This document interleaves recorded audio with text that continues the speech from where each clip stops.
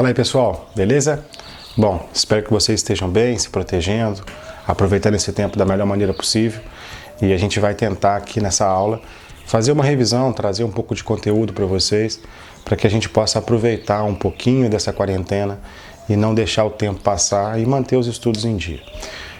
A proposta desse vídeo não é substituir inicialmente as aulas, mas reforçar aquilo que já foi passado, até que venha alguma ordem institucional ou governamental em relação à continuidade dos estudos nesse ano. Eu gostaria de primeiro dizer que é muito difícil a gente perder a nossa rotina e principalmente o contato direto com o aluno. Eu acho que se tem uma coisa que essa quarentena trouxe de positivo é que a gente começa a perceber as coisas que realmente fazem sentido e têm valor, né? Então até sugerir para vocês que estiver assistindo essa aula, que marque aí os seus colegas e faça um comentário, né, dizendo que está com saudade de conviver com ele, porque a gente nunca imaginou que algumas pessoas fariam tanta falta no nosso dia a dia. Mas enfim, eu gostaria de falar da parte introdutória do direito do trabalho, né? Nós tivemos algumas aulas onde eu apresentei uma evolução histórica, uma conceituação, tracei características desse segmento do direito e depois falamos da natureza jurídica para só depois falar dos princípios e das fontes do direito. Nessa parte introdutória, eu destaquei para vocês algumas questões de ordem histórica e até etimológica, também cultural, para poder traduzir o porquê que o direito do trabalho tem as características e os contornos que tem nos dias de hoje. Todos nós temos uma sensação, que não é uma sensação equivocada, ela é verdadeira, de que o direito do trabalho é protetivo demais, de que ele é oneroso para o empregador, ele é benéfico demais para o empregado. E essa sensação, ela se justifica no complexo de leis que são voltados à proteção, que intervêm mesmo na relação privada, impedindo que o empregado contrate determinadas ações. E isso se justifica quando a gente vai ver na própria história do direito do trabalho. Porque o trabalho surge como uma forma de exploração humana e quando o direito do trabalho ele é implementado pelo Estado, no auge da Revolução Industrial, isso vem como uma medida de intervenção do Estado para poder proteger o operário que naquele momento era explorado. E essa exploração, que era histórica, que vinha desde a escravidão, da servidão, das corporações de ofício e depois no trabalho assalariado já na Inglaterra, durante o período da indústria, do surgimento da indústria, ele mostrava que o trabalhador era sempre uma pessoa vulnerável.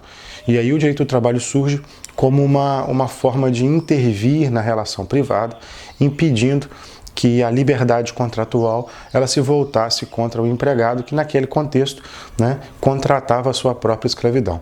É interessante quando você vai ver nos livros de história, você vê que o empregado ele era admitido nas fábricas a partir de 2 anos de idade. Contratava-se jornadas de 12, 14 horas por dia. A expectativa de vida era baixíssima, as pessoas morriam, ficavam amputadas.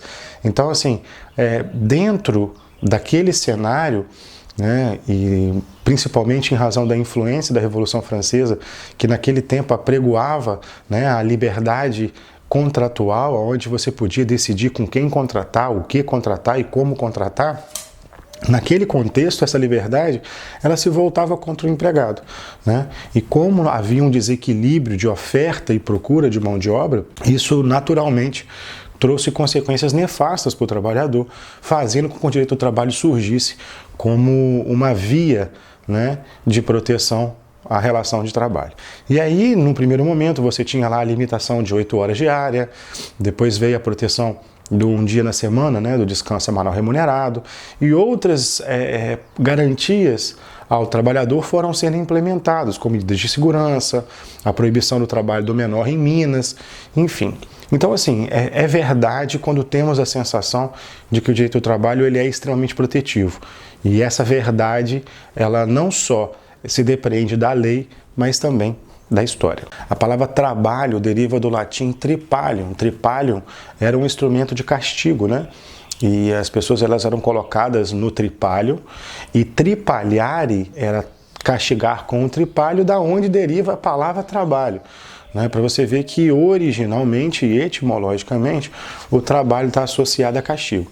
E não é assim só na palavra, na etimologia da palavra, mas culturalmente as principais culturas mundiais elas associam o trabalho ao castigo. A própria sociedade cristã, né, que tem na Bíblia, né, o seu livro religioso, sagrado e histórico, aponta que o trabalho é um castigo. Né? Lá no Éden, Adão e Eva pecaram e uma das consequências do pecado foi o trabalho sacrificial, né? O trabalho penoso. Né? Deus falando para Adão, olha, a partir de agora, do suor do teu rosto, que você vai comer o pão. Então, assim, dentro da evolução histórica, nós vemos o trabalho como algo penoso, etimologicamente, trabalho é castigo, e culturalmente, trabalho também está associado à relação de pena, né? À punição em razão de uma atitude errada. Dentro da evolução histórica, eu gostaria de destacar com vocês 4 momentos que são imprescindíveis para poder não confundir o conceito. Bom, a origem do trabalho, ela está relacionada à própria existência humana, né? Desde que o homem existe, o trabalho existe. Mas esse trabalho, ele não é relevante ainda para o direito do trabalho, porque esse trabalho é um trabalho em proveito próprio, na chamada economia de subsistência. O homem trabalha para si mesmo. E isso nós vemos como um modo de produção dominante da pré-história. O segundo momento que a gente destaca o trabalho é na antiguidade, quando surge o trabalho subordinado em favor de um terceiro.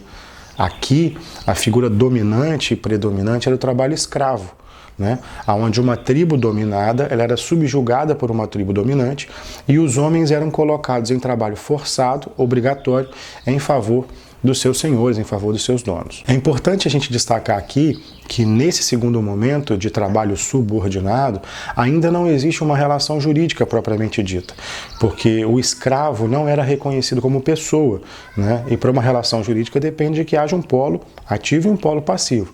E nesse caso aqui, o escravo era tratado como coisa, né? E como coisa não havia então uma relação jurídica. Então, se no primeiro momento surgiu o trabalho junto com a humanidade, num segundo momento tem o trabalho subordinado através do trabalho escravo. Um terceiro momento que também merece destaque, ele está na Idade Média, acontece na Idade Média, que são as chamadas corporações de ofício. As corporações de ofício eram verdadeiras oficinas de manufatura, né, de um comércio que se iniciava nas cidades a partir dos excedentes de produção do modo de produção feudal. E essas corporações de ofícios eram divididas, né, em categorias. Nós tínhamos os mestres, nós tínhamos os companheiros e os aprendizes. Então, se o trabalho surge na pré-história, o trabalho subordinado na antiguidade, o trabalho organizado através das oficinas de manufatura começa na Idade Média. E o quarto momento, e o mais relevante, é o trabalho na Idade Moderna, inaugurada pela Revolução Industrial. Aqui eu já não falo mais de um trabalho organizado, mas eu falo de um trabalho assalariado, né? Pela primeira vez na história, nós temos a instituição do trabalho como uma forma de relação jurídica, né? O trabalhador, o operário, prestava serviço à indústria em troca de salário. E é nesse contexto que surge o direito do trabalho. Então, importa para o direito do trabalho a concepção do trabalho em favor de um terceiro, subordinado e mediante salário. Por isso que as outras espécies de trabalho, as outras relações de trabalho havidas antes da Idade Moderna, elas não são relevantes para o direito do trabalho. Primeiro, porque era em proveito próprio e não de terceiro. Segundo, porque não havia relação jurídica entre pessoa e pessoa, mas pessoa e coisa no trabalho escravo. E diferentemente das corporações de ofício, aqui eu trabalho em favor de um terceiro para a recepção de um salário. Quando surge então essa relação jurídico-trabalhista lá no início da Idade Moderna com a Revolução Industrial, o direito do trabalho ele se apresenta, como eu já introduzi, como uma forma de proteção ao empregado em razão de uma liberdade contratual que era nociva para ele, né?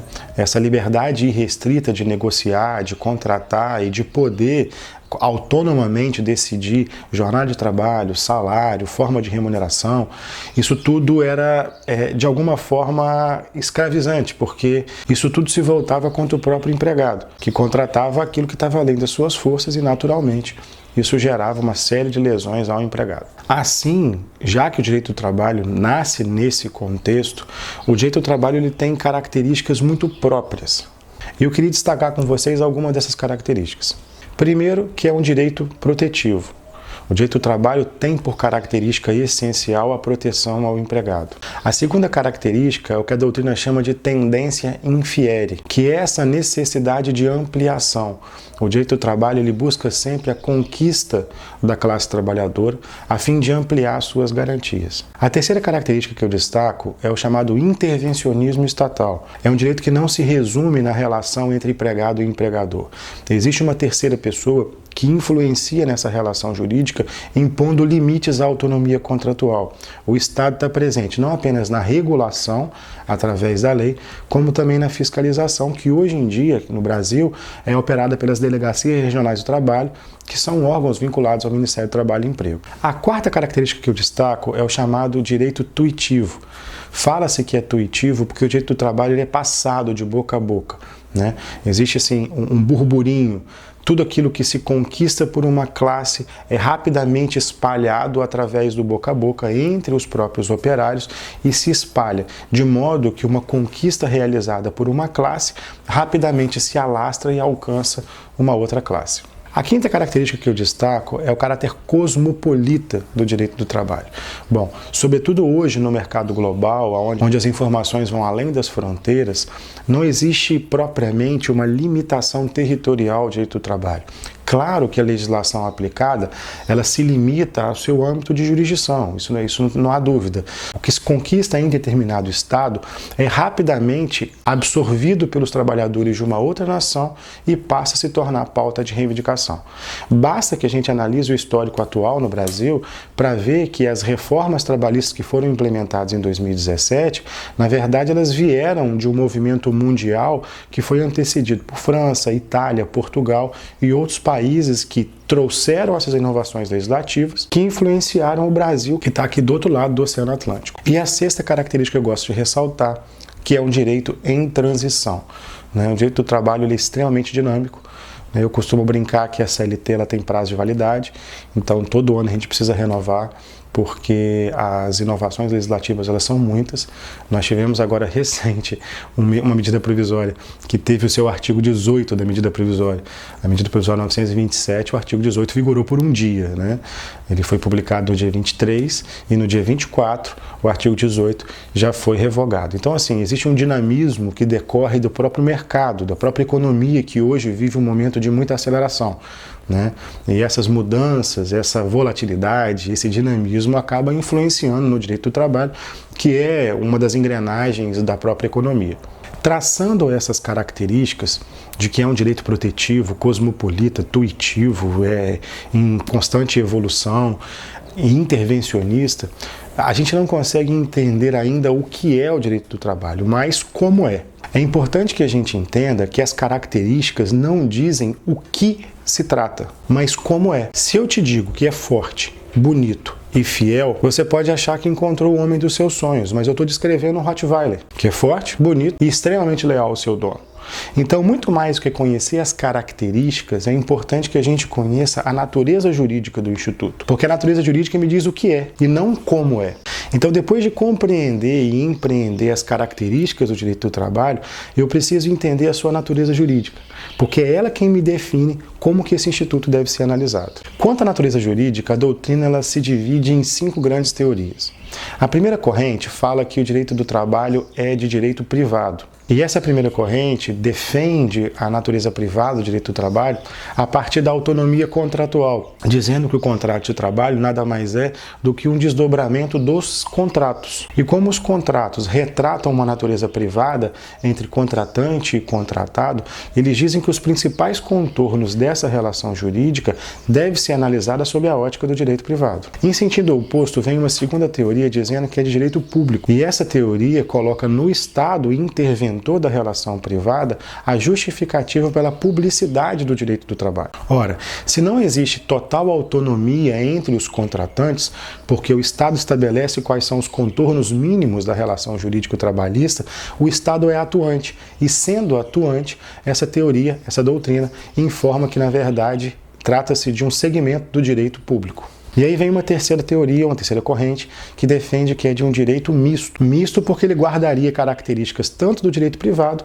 quanto do direito público, já que você consegue identificar a autonomia de vontade, mas também consegue identificar o intervencionismo estatal. A quarta teoria passa por uma análise constitucional do direito do trabalho, dizendo que o direito do trabalho está inserido dentro dos direitos sociais, e sendo um direito social previsto na Constituição, esse direito teria a natureza de um direito social.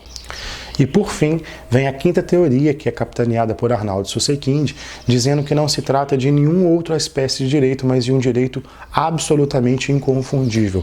Fala-se que o direito do trabalho é único, ou seja, ele não pode ser classificado pelaquela definição clássica de público, privado ou social, pura e simplesmente porque ele guarda características tão próprias que o distinguem de qualquer outro.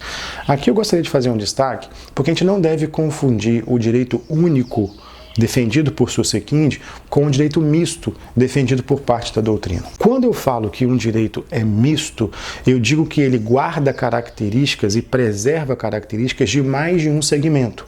Ele tem características de público e ele tem características de privado. Quando eu falo que ele é um direito único, como fala Arnaldo Susekind, essas características se fundem numa espécie de amálgama que não guarda as características de cada um dos outros segmentos. Particularmente, eu entendo que o direito do trabalho pertence ao direito privado, porque a intervenção do Estado legislando e regulando minimamente uma relação jurídica não é suficiente para poder tornar aquele direito público. Por exemplo, quando eu faço um contrato de locação, tem um contrato privado. O fato de haver a lei do inquilinato estabelecendo limites a essa autonomia contratual, impondo condições e requisitos para o contrato de locação, de forma que o Estado está intervindo na relação privada, não tira a natureza eminentemente privada do meu contrato. É por isso que eu entendo que o fato do Estado estabelecer regras mínimas no contrato de trabalho não tem o condão de desnaturar a sua característica de ser privado e autônomo. Bom, e por fim, é importante que a gente faça uma conceituação do direito do trabalho para poder entender melhor esse direito. Eu sei que ele é um direito protetivo, eu conheço as suas características, eu sei que ele é um segmento do direito privado, agora eu preciso entender então o que é o direito do trabalho. Como no direito nada é pacífico, eu tenho 3 tipos de conceito a respeito do que é o direito do trabalho. O primeiro conceito é um conceito subjetivista, é um conceito que enfatiza as partes pertencentes à relação jurídico-trabalhista, ou seja, entende que o direito do trabalho estuda a relação entre empregado e empregador. Eu tenho uma parte da doutrina que defende um conceito objetivista do direito do trabalho, que enfatiza não os polos, mas as regras. Estudando o direito do trabalho, você estudaria, portanto, as regras, as obrigações, os princípios, tudo aquilo que regula a relação jurídico-trabalhista. E não dá para ser nem 8 nem 80, não dá para olhar apenas para os polos e nem olhar apenas para as regras. E é por isso que surge um terceiro conceito que alberga os 2 primeiros conceitos, objetivos e subjetivos, ampliando aqui o que seria o conceito de direito do trabalho, como uma ciência que estuda a relação entre empregado e empregador, as obrigações dela decorrentes, os princípios e os institutos que a sustentam. Essa foi a nossa primeira revisão, espero que vocês tenham gostado. Então não se esquece aí de curtir e de se inscrever no canal para poder ajudar a gente, beleza? Um abraço!